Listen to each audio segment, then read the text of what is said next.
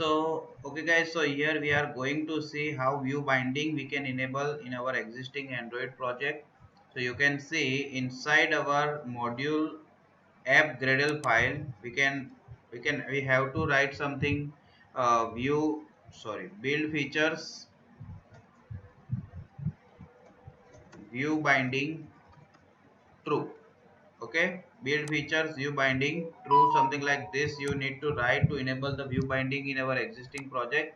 And then after sync now we have clicked, right? So it is done. Now inside your layout file you can design some layout, like here we have one edit text button and text view.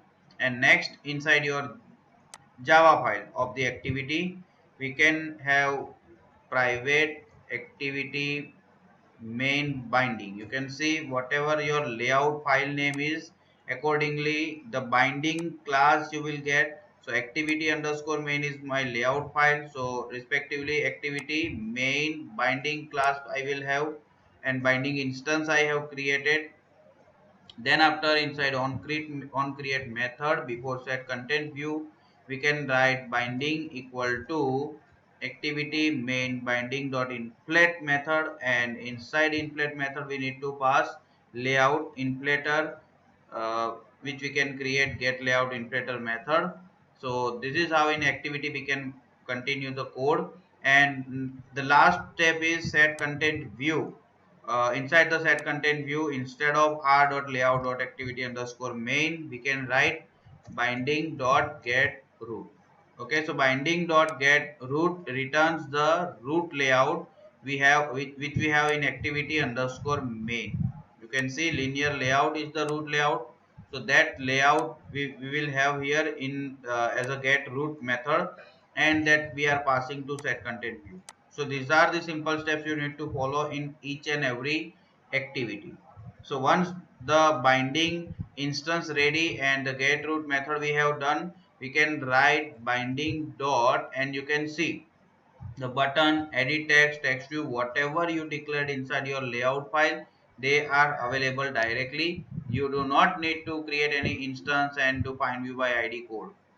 Okay, so here I am going to write button submit dot set on click listener, and the lambda expression like v arrow curly bracket. So this is the click event I have created. And let's do some coding, like string message equal to binding dot et message dot get text dot to string. So here I have binding dot et message edit text that we declare inside layout file is directly available, and we fetch the value of edit text, and let's set the value in our text view. So this is the simplest way to replace the find view by id, right? So view binding makes you enable to replace your code. Instead of find view by id, you can just continue binding view binding. Okay,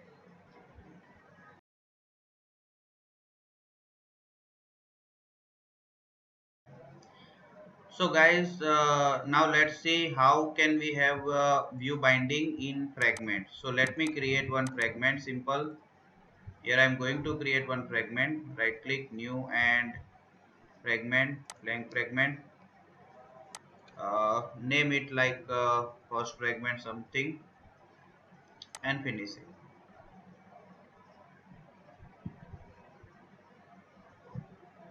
Right, so as we discussed, like whatever layout file name is, accordingly we can have a binding class. So here in fragment also you can see fragment underscore first is our layout file. So here I can create private fragment first binding and binding, right? So this is how you can create a binding instance.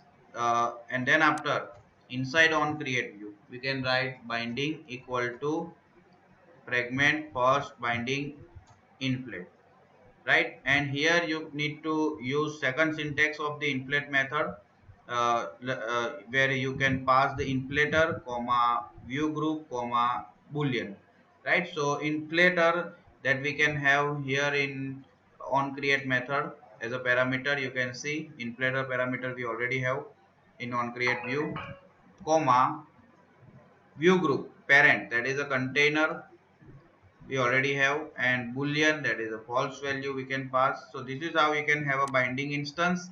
And return, in return statement, instead of inflator dot inflate, we can write binding dot get root. So this is how binding enable binding code we can have inside the fragment.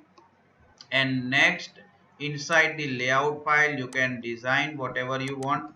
Here I am going to repeat the code we have in activity file. The same design I am going to repeat, like edit text button and text view, so that I can continue over here. And next, the same code I can repeat here on view created method and binding dot button submit dot set on click listener, right? So the other things will remain the same, just like activity. The main thing is how you are setting up the binding instance here. And once the binding instance is set, everything you can continue the same way that we have in activity or other classes,